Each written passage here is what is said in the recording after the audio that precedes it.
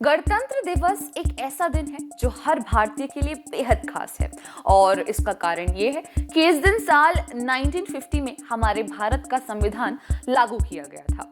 भारत के आजादी के संघर्ष से हम सब वाकिफ हैं, लेकिन क्या आप जानते हैं कि अंग्रेजों की नाक में दम करके रखने में फिल्मों ने भी अहम किरदार प्ले किया था। सिर्फ फिल्में ही नहीं बल्कि ऐसे कई गाने भी रहे थे जो उस वक्त लोगों के अंदर आजादी का जुनून और जज्बा जगा दिया करते थे। खैर, तब ही नहीं बल्कि आज भी हर 26 जनवरी को देश का संविधान लागू होने की खुशी में बच्चा बच्चा देशभक्ति के गानों पर झूमते हुए नजर आता है। इनमें से काफी गाने आज भी फेमस हैं, लेकिन इन गानों के पीछे एक कहानी छिपी हुई है। तो चलिए आज ऐसे ही एक गाने के बारे में जानते हैं जो अंग्रेजों के लिए सर दर्द बन गया था। नमस्ते, आप देख रहे हैं न्यूज नेशन डिजिटल और मैं हूं अंशिका।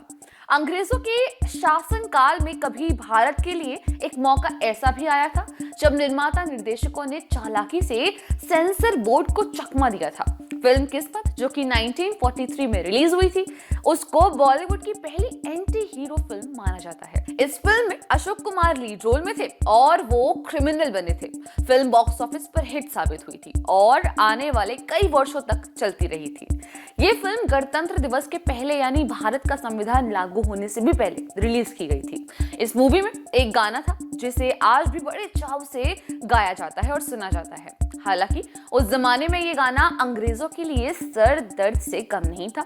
ये गाना था, आज हिमालय की चोटी से फिर हमने ललकारा है, दूर हटो ए दुनिया वालों, हिंदुस्तान हमारा है। बता दूं कि इस फिल्म का म्यूजिक तैयार किया था अनिल बिस्वास ने। फिल्म रिलीज से पहले सेंसर बोर्ड ने गाने पर आपत्ति जताते हुए इसे हटाने की भी बात कही थी। दरअसल उन दिनों में इस तरह के मुद्दों पर फिल्में बनना बहुत आम नहीं था। ये चलन काफी बाद में आया था। तब सेंसर बोर्ड में ये बात कही गई थी कि फिल्म अंग्रेजों के खिलाफ नहीं बल्कि जर्मनी और जापान जैसी ताकतों के खिलाफ है जो ब्रिटेन के खिलाफ मैदान में है। गाने में एक लाइन आती है, शुरू हुआ है जंग तुम्हारा, जाग उठो हिंदुस्तानी, तुम ना किसी के आगे झुकना, जर्मन हो या जापानी, आज सभी के लिए हमारा यही कौमी नारा है। ये लाइन जो है, इनकी बदौलत निर्माता सेंसर बोर्ड के सामने अपनी बात रखने में कामयाब रहे और इवेंचुअली ये गाना रिलीज किया गया। ये फिल्म भारत छोड़ो आंदोलन के 6 महीने बाद रिलीज हुई थी। रिलीज के साथ ही ये गाना भी काफी ज्यादा फेमस हो गया था। ये गाना आजादी की लड़ाई लड़ रहे हर व्यक्ति की ज़बां पर था, मगर सॉन्ग की पॉपुलैरिटी के साथ ही अंग्रेज सरकार ने गाना लिखने वाले कवि प्रदीप की खोज शुरू कर दी थी। अब जाहिर सी बात है, समस्या तो प्रदीप के लिए बढ़ी थी। इस बात की भनक लगते ही कवि प्रदीप अंडरग्राउंड हो गए थे ताकि देशद्रोह के आरोप में उन्हें गिरफ्तार ना कर लिया जाए। इसके साथ ही इस गाने से भी पहले सन 1931 में वी शांताराम की फिल्म स्वतंत्र याचा तोरण रिलीज हुई थी। ये मूवी मराठा सम्राट शिवाजी के बारे में थी। अंग्रेजों के शासन काल में रिलीज हुई इस फिल्म का टाइटल बदलकर उद्धाकल कर दिया गया था। साथ ही फिल्म में और भी बदलाव किए गए थे, तब जाकर फिल्म कहीं रिलीज हो सकी थी। इसी तरह 1946 में चेतन आनंद की नीचा नगर रिलीज हुई थी। फिल्म में अमीर और गरीबों के बीच अंतर दिखाया गया था।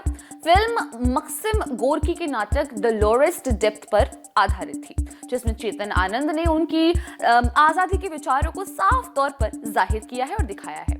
ये फिल्म कांस फिल्म फेस्टिवल में पाल्मे डियोर अवार्ड पाने वाली पहली भारतीय फिल्म बनी थी। खैर, ये तो रही आजादी के संघर्ष को दर्शाने वाली फिल्मों की बात, लेकिन ये हमें कभी भी नहीं भूलना चाहिए कि आज जिनकी बदौलत हम आजाद हिंद में बैठे सुकून की सांसें ले रहे हैं, उसे पाने का संघर्ष बहुत लंबा और दर्दनाक था। हमें इस सुकून की नींद देने के लिए तब भी बहुत से लोगों ने अपनी जान कुर्बान की थी और आज भी सरहद पर खड़े अपनी जान की बाजी लगाने से लोग चूकते नहीं हैं। So eventually in the end we should be grateful for what we have. आप भी इस पर अपनी राय कमेंट सेक्शन में कमेंट कर जरूर शेयर कीजिएगा। तो आज के लिए बस इतना ही।